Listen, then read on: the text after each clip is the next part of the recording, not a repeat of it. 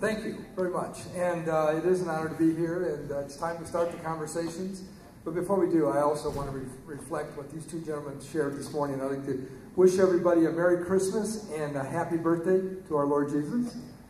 So I think it's that time of year, and it's important for us to keep in perspective what the real priorities of life are, including our families and our beliefs.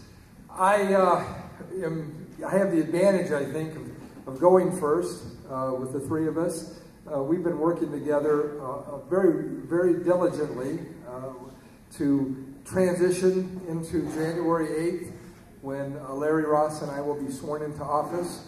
Kurt has been very good in providing the leadership and the information and the format to get us up to speed on all the kinds of things that we need to do.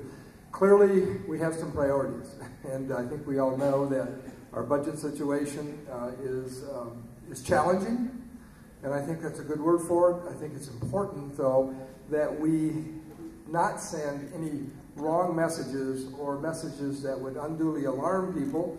The truth prevails, and it always will. The transparency that we talked about during the campaign will be a trademark of at least my time in office, and I'm sure all of us. It's time for all of us to come to the table to solve some difficult problems, and the economic times are clearly the first and foremost, I think, problem and challenge that we have. But the good news is that I think because of the manner in which we're working and the information that we've been able to get, and we know where we are, I've been saying recently that you can't get to where you need to be until you know where you are now. And we know where we are now. And the current budget for the county is coming out this next Wednesday at the Board of County Commissioners meeting, where the current board will vote and to move that into the final stage for next year. And we're clearly ending this year with not a lot of money in the bank, if any.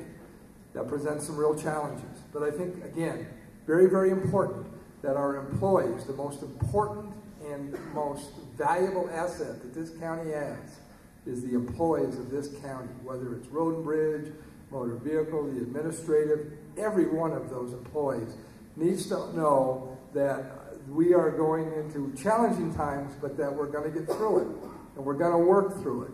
And January and February will be challenging, as we all know.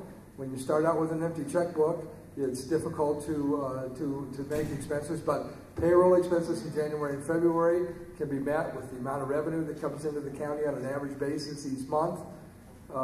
I've published some things in the Prairie Times and put some things out, including the tracking that all three of us are doing on the budget. And again, in order to manage something that's challenging, you have to know the facts. And we've got them. We've got them, and Kurt has really done a fantastic job of bringing this budget to the table and bringing it to where we are. And together, I think the three of us will move forward. So I just want to send that message. I want to, I think it's important to be truthful. It's important to be honest and transparent, and we will be. But it's also important to be positive and to not send messages to people, especially during the holiday season, that there's not ways to manage this, because there clearly are. We have other priorities, and again, I don't want to preempt any of my fellow commissioners, elects or Kurt. We're going to be up here answering any and all questions that you have in just a few minutes. But just to give you a generalized point of view, I do want to remind everybody that I have talked about being totally transparent, and I will continue to be that. I know the other two are also committed to that. Transparency is a word that some people will say is overused. I don't think it can be overused when its true meaning is known, and the true meaning means every one of you as a citizen of Elbert County have an opportunity and a responsibility, I think, to hold us accountable, to provide us the feedback, the information, and the tools to let us know what it is you want. It's your money. It's your tax dollars. We work for you, and we are agents of the community and the citizens and the taxpayers. So if you don't come to the table, and if you don't have an issue that you're passionate about, and you don't share your views on that, it's difficult for us to know what the general consensus is or the feeling of the community is.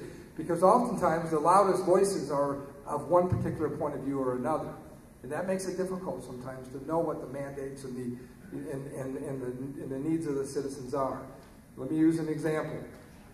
The honeymoon will be short. Everybody keeps telling me that. And I believe that from experience. No, no.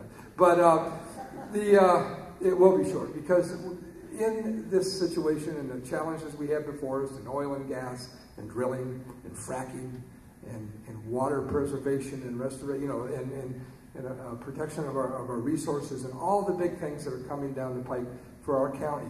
I see them as great opportunities, but I also see them as, it's a bit of a minefield. And we have to manage our way through that thoughtfully and with the facts, not with the emotions of words or scary email, internet information that gets pulled off the internet. And one of the things that is going to be the most challenging, of course, is our oil or gas in our water. Last week, the Board of County Commissioners approved an exploratory well in the Agate area for Southwestern Oil, and that it took 5.5 months to get that special permit use through. I put an article in the paper this week that said I endorsed that, what they did. I'm glad they did what they did. It was a good way they did it well. And it's a good example of how well we can manage this. But also, you immediately start hearing from constituents and people in the community that we need to stop, we need to slow down, we need to do this, and fracking's bad, and that there's gas wells, and there's people in Weld County, when they turn their faucets on, they've got methane gas coming out of their faucets, and it's because of fracking. Well, last week I had an opportunity to sit down with all the county commissioners in the state at a conference that I went to meet everybody, and I asked the Weld County people about that. And they said, that's true. There is methane coming out of some of those faucets up there, just like that Gasland HBO special said there was. It's from water wells that were dug 100 years ago, and it's happening all over the country, and it's not anything to do with the drilling or the fracking that have perforated the aquifer. It's to do with that particular water system and that particular well. It's happening on the land that my wife owns in North Dakota. It stinks when you get a glass of water, but it's a naturally occurring. The reason I say this is because we've got to stick to the facts. We've got to stick to the truth. We've got to, whatever the truth is, let the chips fall where they may. So just so you know, that's kind of the philosophy that I will take. There will be times when we can't please all the people all the time, and we all know that. But I do think that the only way forward for this county to effectively manage the challenges before us is that every one of you and everybody in this county participates, lets us know, calls us, emails us, stops us at Starbucks, comes to the meetings that are, not all the meetings, but if you've got an issue that's particularly of importance to you, if this oil well last week was important to you, this drilling, go to the Planning Commission meeting. I went there. I talked to Southwest. I listened to the truth. I listened to the county commissioners or the planning commission, and I listened to the planning director, and I heard all the facts. And when I walked out, I was a lot smarter than when I walked in, but there wasn't very many people there. So it's hard to evaluate what's really going on unless you participate. That's the challenge for all of us as citizens. So I'm not going to say a whole lot more. I just want to thank everybody. It was a long campaign. Boy, was it a long campaign. There's got to be a shorter, easier way to do this for folks. It shouldn't take a year. But anyway, thank you very much. There's my cue, and we'll be up for questions in a little bit. Thank you. I've never have run for an office before, and this whole political campaign has been a little overwhelming. I think we logged something like 8,000 miles basically doing laps around the county, and I've scarcely been out of Elbert County in a year. But going forward, and already has happened, I'm getting outside the county a little bit. Attended a CCI conference in Colorado Springs the other day. That brings together county commissioners and commissioners-elect from all over the state, and a lot of good sharing of ideas. And you can bet, if you run up against a problem in your own county, you can find somebody who's had a similar experience. So there's a lot of resources to draw on from that organization, and I was real tickled to be a part of that. It also points out and begins the process of being associated with our adjacent counties, especially because as oil and gas comes here, it's coming not just marching from one direction or another, but it's kind of encircling our county at this point, and we share roads, borders, aquifers, a whole number of different things with these other counties. So it's really important for me to be out there talking to these folks to see what sort of cooperation, what sort of processes they've got in place, and how we're all moving towards a successful venture with this exploration. Now, I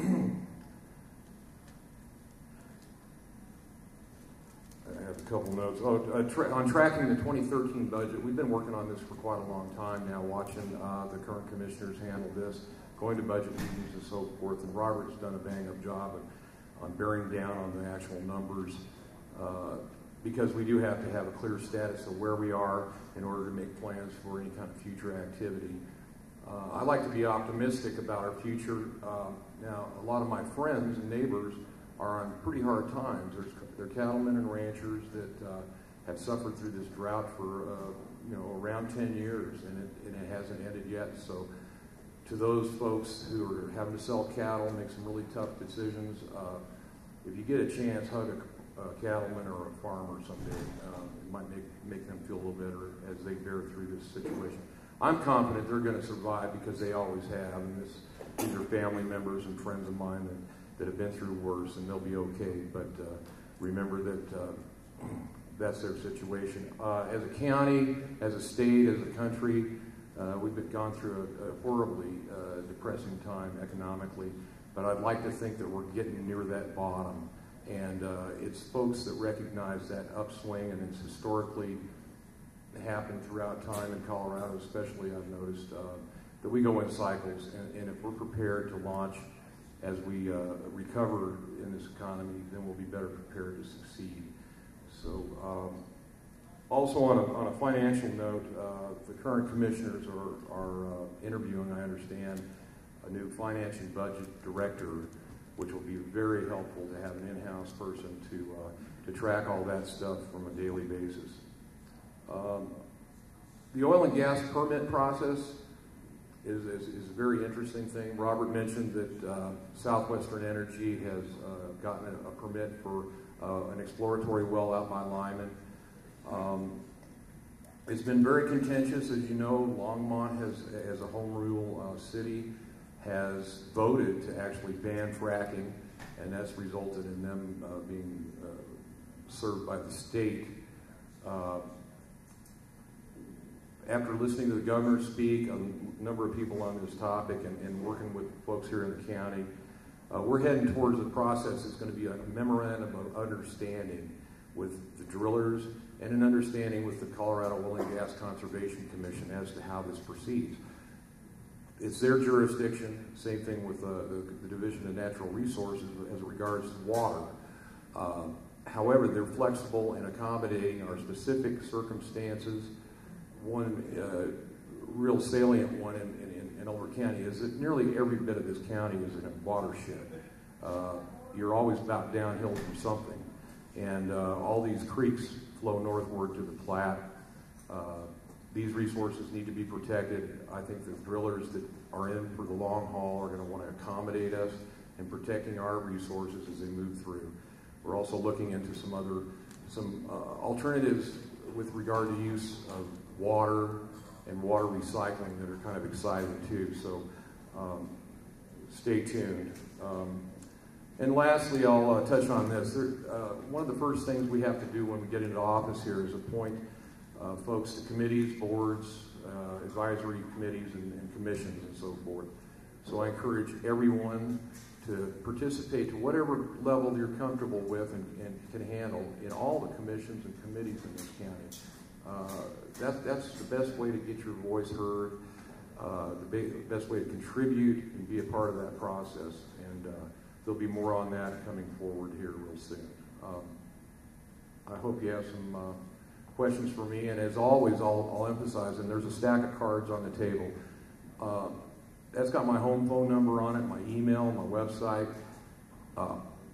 Feel free at all times to call me or write me in an email. I don't care what it's about. I will answer all questions, and be careful, because I'll probably try to draw you into the process if you come forward. But I don't mean to scare you off. I want you all to be involved in the future of Elbert County and our future success. Thanks a lot. Thank you very much. You know, and I don't want to put you on the spot, Bob, but you missed another elected official in the audience this morning. Starting in 13, we're going to be in a new district, a House district. And we elected a new representative to that House district. And Mr. Tim Dorr is here for us from House District 64. So thanks for joining us this morning. I've already started to work with Tim. Started to look for different legislation that we can do at the state level that will help us out here at the local level on budgets.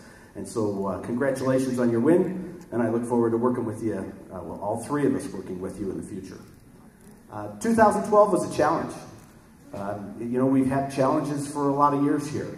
We're starting to turn the corner. You've heard Robert, you've heard Larry talk about budget issues. 2012 was challenging. 2013 is going to be challenging just as well. The difference here is we're starting to see, we're working on developing an ending fund balance for the general fund. If everything goes right with the budget for 13 that we're set to adopt on Wednesday, is we should have about a $300,000 ending general fund balance at the end of 2013. Now that sounds great. However, it costs us about $500,000 a month to run the county. So we don't have a reserve fund. Our contingency fund right now, that's to be used in the case of an emergency, is about $22,000. So if we have a wildfire today, and I know it sounds kind of funny, it's December, but if we have a wildfire today and we have to call for airdrops to put that fire out, that's about $3,000 per drop. So you know how long $22,000 is going to last. So we're working on building that fund balance. And like I said, if everything goes right at the end of 13, it's going to be great. The one challenge we have during 13, and it's going to take a lot of work, is $300,000 sounds great. But according to a note that we have, the prior Board of County Commissioners have taken out, a loan, we're supposed to have an ending fund balance at the end of 13 of $500,000. So we're still $200,000 short. So the challenge is to find some additional revenues that may come into the county, or to look at some other savings that we can appreciate during 2013. So our biggest challenge, the way I see it, and that's what I said for the last 2 years, is to attract business and growth in the county. Because there's two ways to raise money. We all pay taxes. So we can all pay more taxes, or we can have other people in the county to help pay those taxes, to help pay our bills. You know, one of the things that's really hurting Elbert County is there's not a lot of places to spend our money in Elbert County. The majority of people work in the metropolitan area and shop in Arapahoe County and Douglas County and the towns of Parker and Aurora and Denver.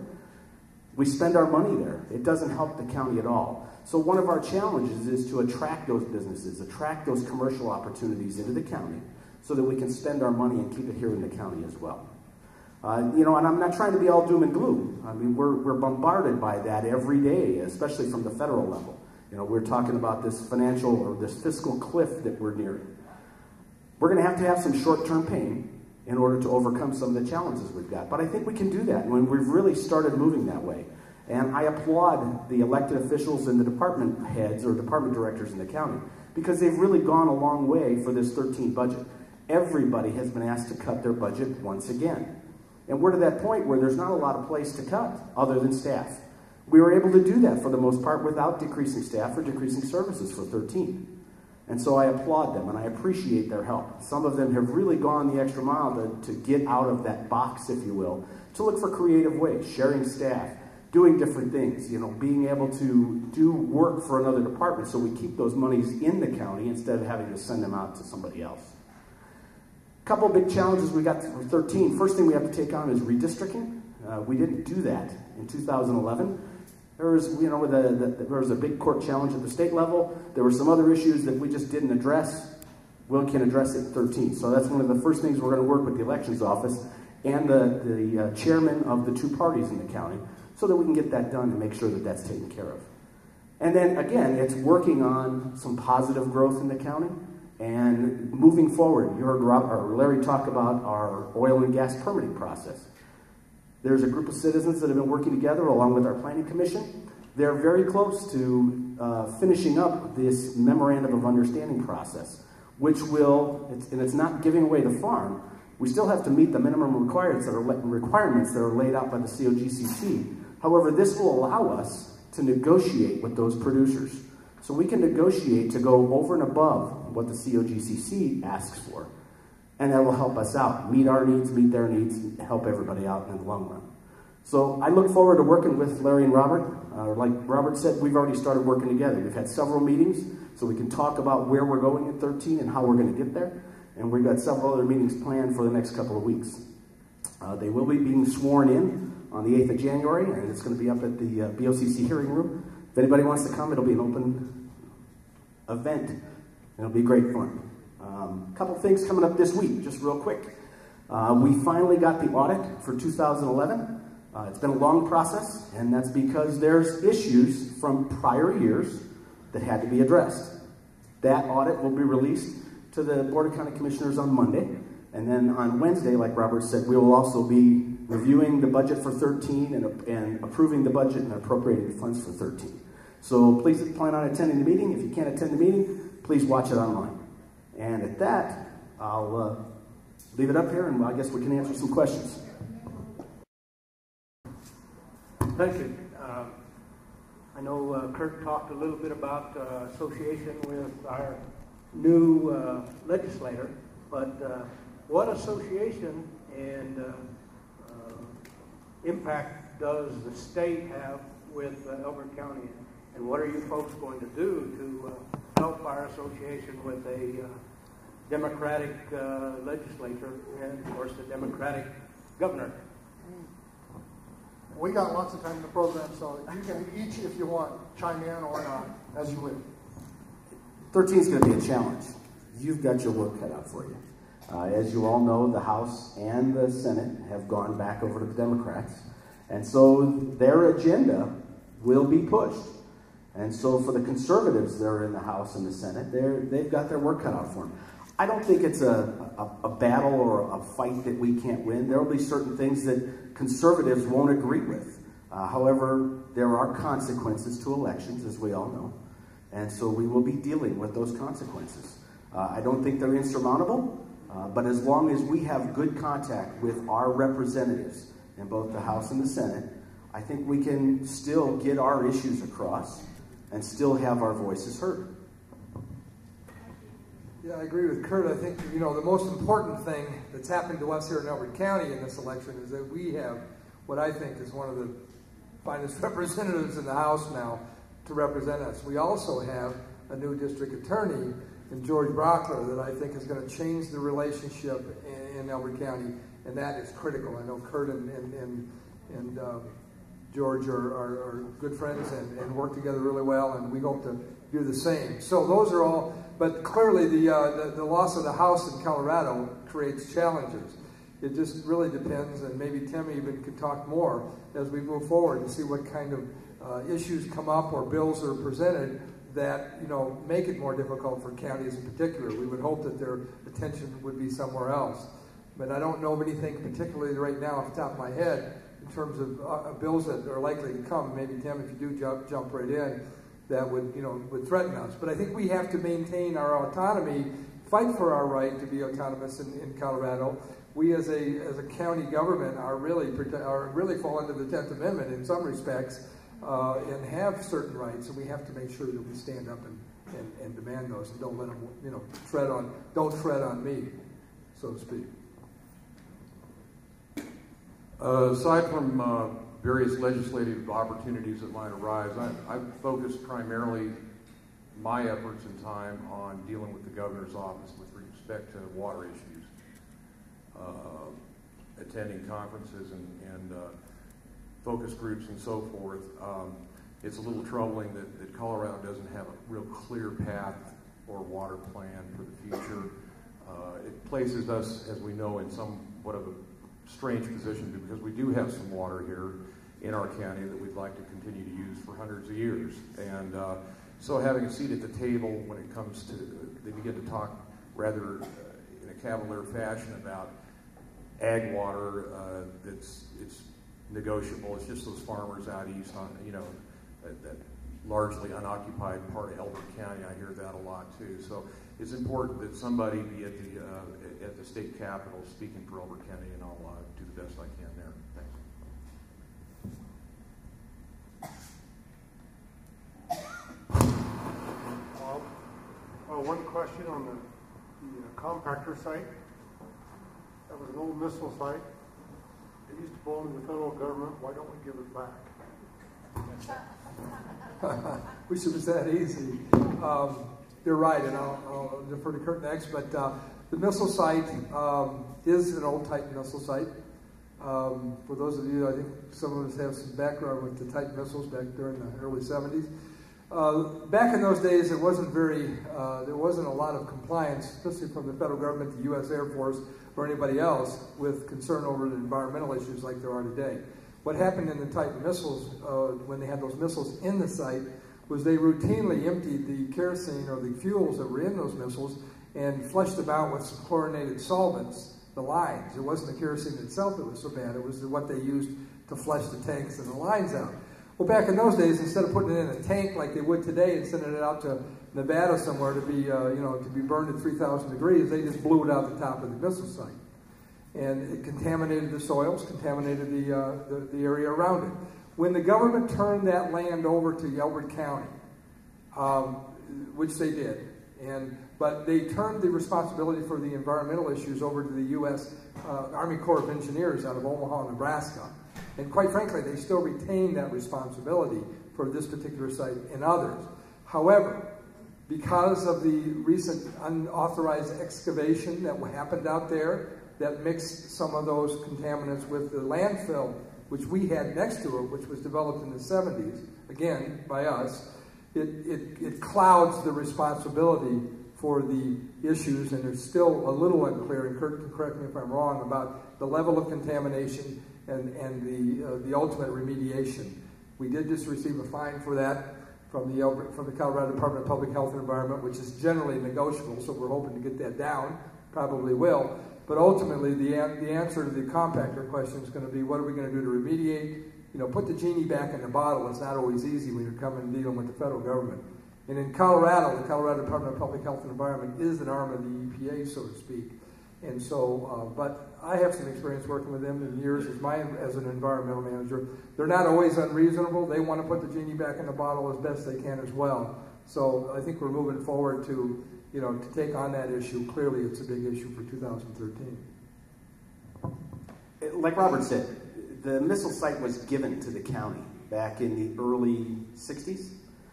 The site was built in the late 50s, first part of the 60s. I believe, from what I've been told, it was an actual active missile base for about 6 months. And that was your federal tax dollars at work. They shut it down, and then they gave it back to the county. At that point in time, there was a responsibility that the county had to do something with that would provide a public service. The county chose to open a landfill there. And that landfill was capped and sealed years ago, and it hasn't been used for a while. We've used it as a compactor site. The difficulty is we had a contractor that came to us early in 2011 and said that they could reclaim that site, break up the concrete, take the steel rebar out of it, and sell that for scrap. That would alleviate a hazard that was out there for us and make that land usable or saleable. That contractor did some unauthorized work, as you know, started scraping dirt. Part of that scraping, they got into the old landfill.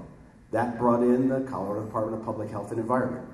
And so that's what we're dealing with right now. We just got a verbal okay on our reclamation plan. So now we're in the process of negotiating with that contractor who did the unauthorized work to remediate the issue. And so that's moving forward. From what Robert said about the different chemicals, I was in the Marine Corps, we used to do that kind of stuff all the time on the flight line. Things were just disposed of on the ground. The good thing is the Army Corps of Engineers has, I believe it's 9 test wells on the site. They have to test that groundwater every year, and every year the levels of contamination have dropped, and now the latest test that they gave us and they gave to the Colorado Department of Public Health is there's barely anything in the ground. So it has remediated itself. But we still have the issue of fixing what was done out there. The good thing is there's been some interest from the private sector. We just received an offer on approximately 30 acres of that site. There's a gentleman that wants to buy that and start a trash transfer operation again. We just got that offer, and so we're taking a look at that, and it'll run through that process. But I hope that answers your question.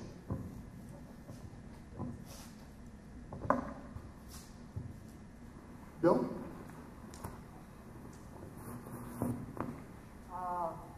This thing on? Yeah. Mr. Rowland, you use, can you hear me? Yes, I can. I use what? You use the term transparency. Yes. Okay. I care about transparency as well. And I understand that we just have a final audit. So consequently, what's the possibility the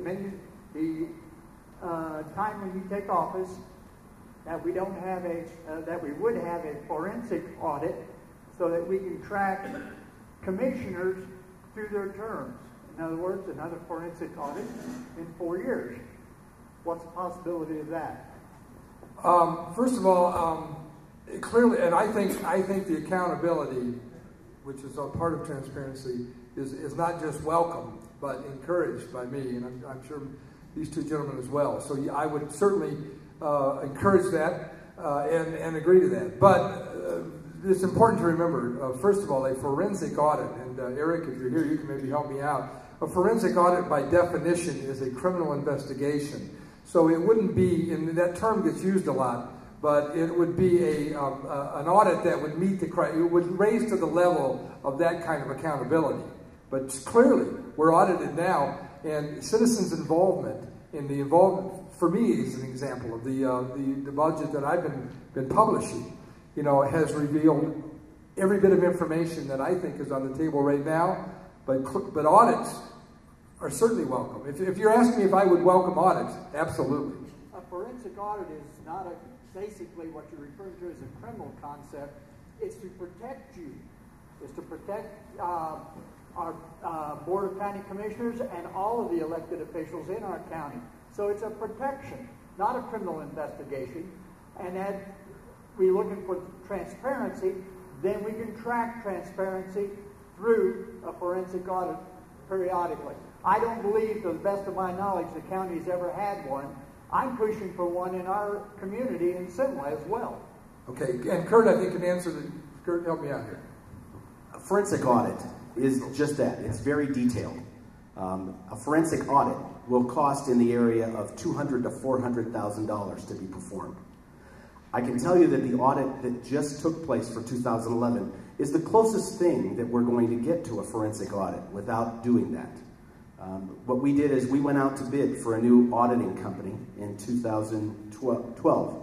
Yeah, we did it earlier this year, and we signed a contract with them. So we brought in the company. It's called Bailey. They bid that contract at $34,500 to complete the audit. They really underbid that contract. They're in the process right now. They're just putting the closing touches or the finishing touches on the audit. They'll give it to us on Monday. When I spoke with a representative from Bailey last week, I was told that they have over $166,000 in staff time into this audit that they bid for $34,500.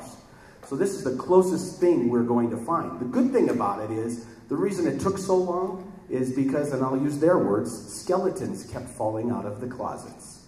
Now, doesn't mean it was anything illegally done, doesn't mean that there's any, shenanigans that took place, but there have been things in the past that accounting firms and the auditing firms either didn't catch or didn't make a priority when they presented those audits to the county commissioners. Point in case, we've got a special improvement district. Been working with Rick on this for the last year. We've got a special improvement district in the county that the county didn't send out the tax bills to collect the amount of property tax and interest on those. So now the county taxpayers are on the line for about $100,000 over the next 10 years. So we have to pay that. There's another one that we've been working on. There's an insurance escrow fund. When employees pay for their insurance out of their paycheck, and when the county pays for that portion, it's put in an escrow fund and paid out. That escrow fund has been in the red since 2003. At some points, the highest deficit was over $200,000. When we turn into 2013, that balance will be about $180,000. It's one of the things we got to commit to the auditors is that we will pay off that indebtedness within 3 years, which means we're taking $60,000 off the top in 2013, 14, and 15 to pay back that indebtedness. So they were able to find that. It's not all bad. We used to have a comm center here in the county. That was closed down 2 years ago. There is a payroll fund that's been on the books for several years. And there was money put in that payroll fund to pay off the benefits and extra time for those comm center employees. It's almost $60,000. When those employees left the county, they were paid out of the general fund and not out of that fund that was set aside for it. So once we accept that audit, that nearly $60,000 we'll be able to transfer back into the general fund, which will help us with that indebtedness or that low fund balance. So there's good things and bad things that were found. Again, there's nothing that was done illegally. I just talked to the auditors on Friday. But we have found a lot of different things. Prior audit companies and the prior accounting company were given the opportunity to restate their numbers. They chose to not restate the numbers. That's identified in the audit letter that you'll see tomorrow, or I'm sorry, on Monday when that audit's released. So I understand, I've heard about it for years. We need a forensic audit. We need to find out what's going on. This is the closest thing that we can do to a forensic audit without actually having to pay that extra money, pay that several $100,000 to have it done. Let me give me one quick comment, Larry, because I don't feel like I did a great response to Bill, but I agree, and without talking semantics, and if I'm wrong about my definition of this forensic audit, I've always been told that that was in the legal arena, but you could do an audit that is exactly, just like that, but it's just in the private sector is not called that. So whether it's called forensic or not, I don't know. But whatever, the point is, we do need that kind of accountability. Clearly there's a line between spending $200,000, but one of the most important issues is the thing I said earlier. We've got a lot of people here that have backgrounds in this kind of financial, finances, auditing, and whatever. This is where we as a community and as citizens can participate. And with the kind of, quote, transparency and information like Kurt has just described, if we continually bring to you the issues, if we tell you, there's always been a speculation about moving money out of lottery funds in the general fund. Okay, let's use that as an example. $140,000, $90,000, whatever. One of the issues that I believe, and Kurt, you can correct me, there was money spent this year, past year, in the fairgrounds, which qualify for money to be used from the Conservation Trust Funds, which is lottery money from the state with very narrowly defined uses, that was paid for out of the general fund. An audit like this can identify that those were legitimately paid out of the wrong account, and that $90,000 can be brought back into the general fund. That takes people like myself, when I was as a citizen, and takes people like you to pay attention, understand how the budget works, and ask those kinds of questions. And at what point do we not have enough transparency to require a $200,000 forensic audit? I don't know. That's for the citizens to decide. But in terms of the definition, I agree with the concept of what needs to be done, whether it's called forensic or not. I don't know. Larry? Robert and I both committed some time ago to entering office with as clear an understanding and as accurate a representation of where the county stands financially. You speak of, for the Commissioner's Own Protection, it's a very important point to say, yeah, that didn't happen on my watch. The best thing we knew to do was to scrub this thing down, shake the skeletons out of the closet, find out what the boo-boos are, and then going forward, do it in transparency, do it in the open, have a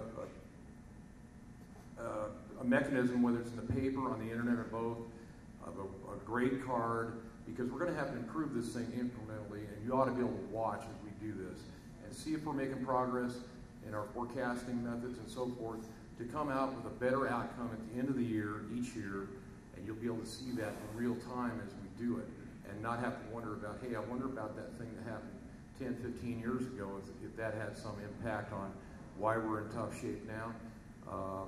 Those are important things. However, I think knowing where we start and how we proceed from here in complete transparency, and I know you're tired of hearing that, Bill, but that word just means that we're going to do the public's business in public. I have something been on my mind for several years. Now I have an opportunity. I'm going to take advantage of it. I've been sitting at the first day of new commissioners, and they come down with a long list of appointed committees. That day and that day only is the first time we and the audience know what these committees are. I've often thought, are we searching out to get more people? Yeah, I'm the type of guy I'll tell anybody's a good idea to use them. I think we should advertise what these committees are so that our citizens know what's out there. Let's use their expertise. Now, committees don't know what the committees are. All these years, I still don't know what they all are. I listen to them. See? So I would suggest we advertise this. It may be too late for you to get your committees formed, I don't know. But remember, those committees you appoint, all your regulations, all your rules that you make throughout your term are not chiseled in stone. They can always be amended. Thank you. And just to answer that too, that's a great segue, because you read the script for Wednesday, didn't you? On Wednesday at our Board of County Commissioners meeting, we've already talked about that. That's one of the first things that we have to do as a new board after the 8th of January is to determine those appointments and reappointments. So that's on. I'm going to be talking about that at the meeting on Wednesday.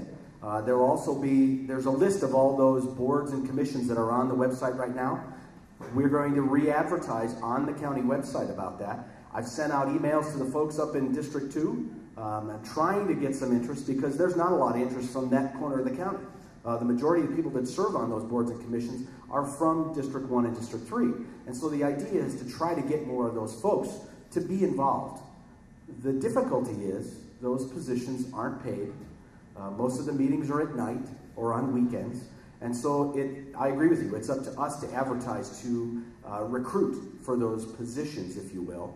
And there needs to be a regular turnover so that we can get a good voice of the people. So thank you for bringing that up. But yes, that is on the agenda. I will be talking about that on Wednesday. And that's one of the things that we're going to work on here over the next couple of weeks. Thanks, Norm. I live way out where the buses don't run over here. And so I have to get a lot of publications maybe that you don't get. But one of them is the I-70 Scout, and it covers the corridor business. Strasburg, Bennett, Byers, and so forth. And I noticed that Arapahoe County had a very nice invitation to the public to apply and put themselves out there for appointments to commissions and committees. And I thought, well, that's a really good idea. And to whatever extent we can possibly reach out to the public and invite them, describe these committees, what the function of them is, what their mission statement is, what they're hoping to accomplish, so that even if a person doesn't want to get involved in that committee directly, they'll know when those meetings are. If that's of interest to them, they'll go to those meetings, they'll have their input heard. And so further than that, and Donna worked on this some over the last week, is patterning after Arapahoe County to some extent, an application for just this very thing. So not to speak out of turn with the current commission sitting, this is something they'll have to decide to do, but I would encourage them to advertise as broadly as we can for these positions. And I concur. I think that's a great idea. One of the challenges in Elbert County has always been the communication to the citizens from either politicians or government or anybody. We don't exactly live in a county that is connected by a lot of different publications. We don't have our own TV, radio station. So it is challenging to get the word out. But I think it really is important, and we have been talking about this. The appointments will be made early on in January, obviously, but for folks like me, I don't know everybody on the Fair Board, or I don't necessarily know everybody on the Planning Commission in the way that I'd like to. I did speak with Mr. Grant Thayer 2 weeks ago, who's the chairman of the Planning Commission, and I asked him to contact for us the members of that Planning Commission to let them know that we want to know what their intent is. You know, not everybody, they may be ready to get on down the road too. So we need to know where we stand. I think we each make 3 appointments for each of the districts for the Planning Commission. The Fair Board, I think it is healthy to have some change and have some new perspectives come in to all processes in government, and we need to do that. But getting the message out, so this is a good place to start today. I think Larry's idea of getting it out and advertising is great. We need to find more effective ways to do that because there's a lot of people out there. But also getting everybody motivated to get involved, and that's what we talked about earlier. We need everybody to volunteer to do these things. They are cumbersome. They are at night, but they're really important. Okay, we've got time for I think 2 more.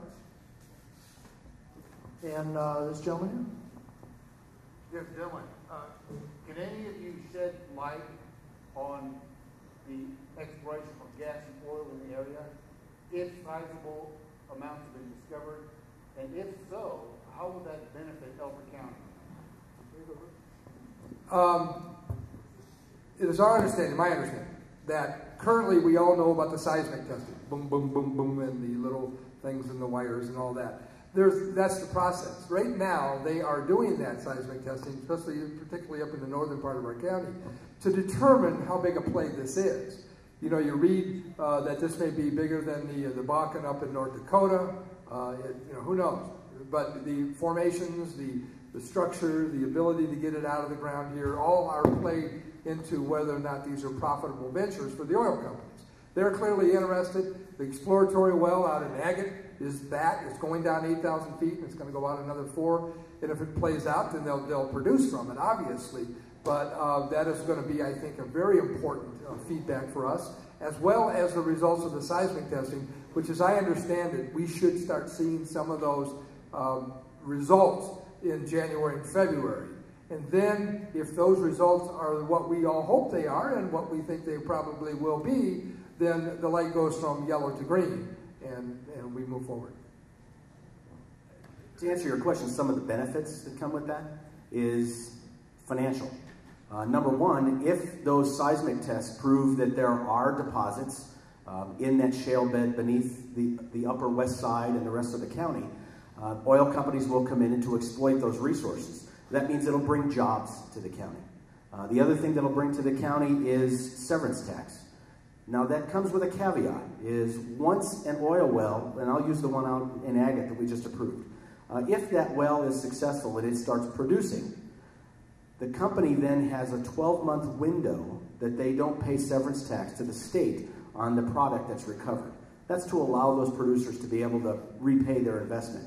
But after that 12-month window, then the county will recognize a severance tax benefit based on the production of any wells that are producing in the county. So that's the biggest thing, jobs and then revenue. One of the things that we found, we were just at a ribbon cutting a couple weeks ago out in Lyman, and we have several wind towers out there. We have, between the two different wind farms, we have about 60 windmills, if you will, in Elbert County. The rest are in Lincoln County. One of their county commissioners got up and started talking about how beneficial the energy has been to Lincoln County. Now you got to understand, Lincoln County's got a population of about 5,000 people. They've been able to decrease their property tax mill levy. They've been able to pave a number of miles of road, and not only pave, but now re-gravel tens or hundreds of miles of road. They don't have any debt, and it's because of their oil and gas and spinner tax revenue from those windmills. One of the things that we're not able to yet take advantage of is that spinner tax. The first wind farm, if you will, started producing energy earlier this year. We'll start to see some of that unanticipated revenue, and what I mean by that is we don't know exactly what it's going to be, but we'll start seeing that at the end of 2013. And so based on those energy resources, we'll be able to start seeing some revenue. One of the other things that we're working on, and we've already talked about, is a number of years ago, there's a 1% sales tax for tools and machinery.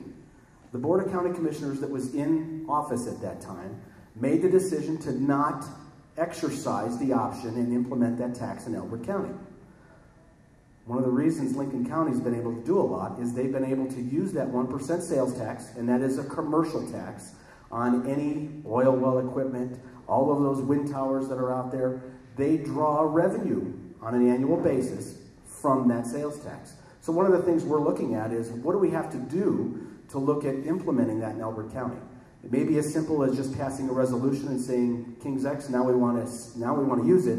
Most likely what it's going to mean is you're going to see it on the 2013 ballot, because it may be a Tabor issue.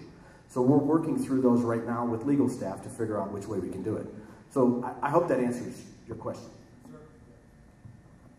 Just to give you a quick example, we talk about the well out in Agate, using a 1% tool tax.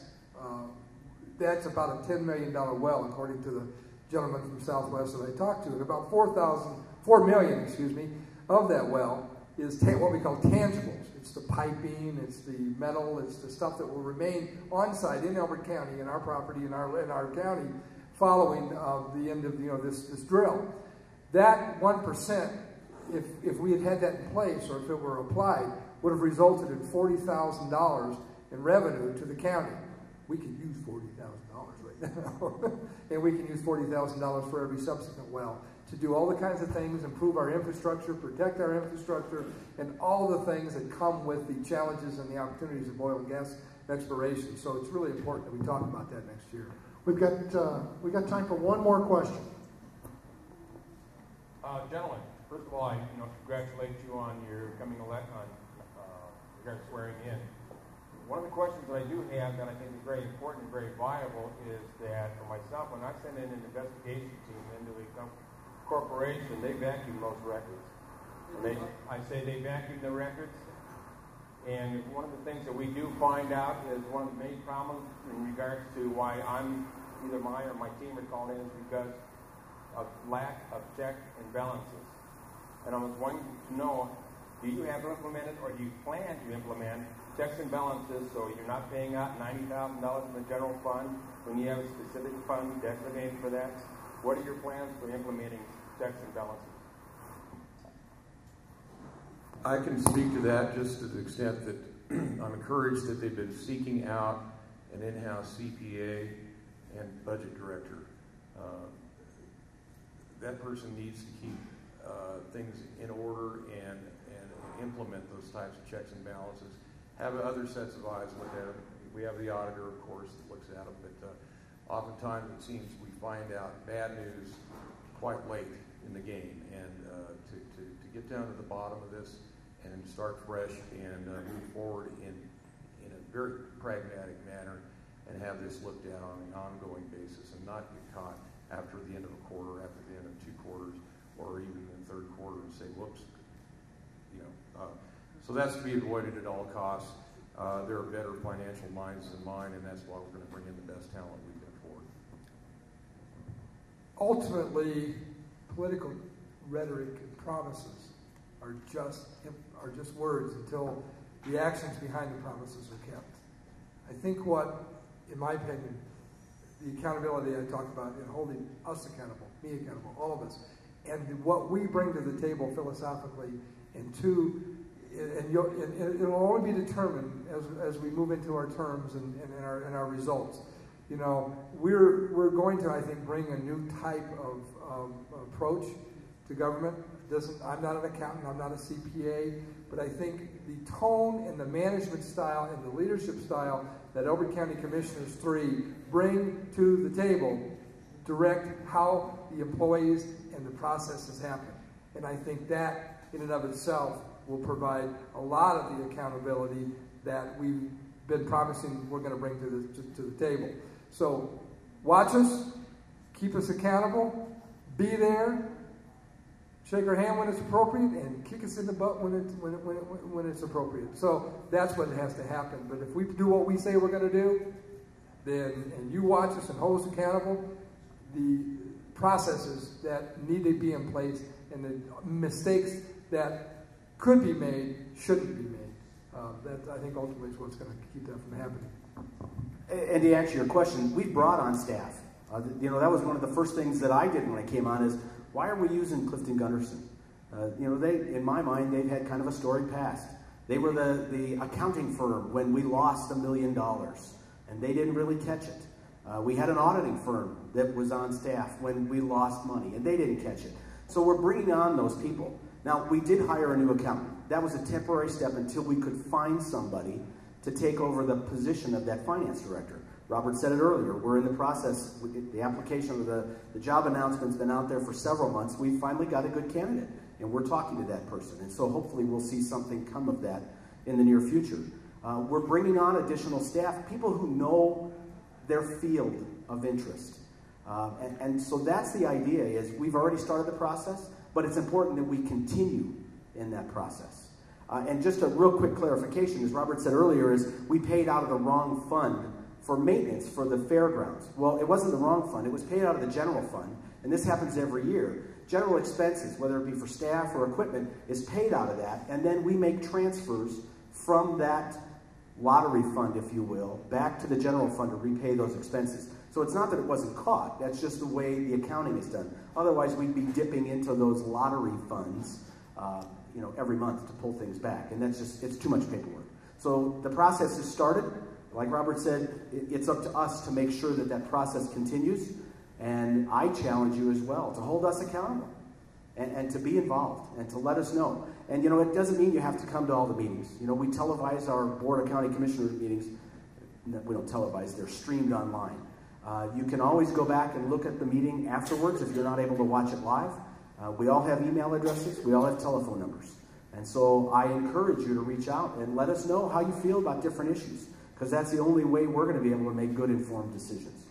And I appreciate the format this morning for us to be able to answer these questions. Thank you very much.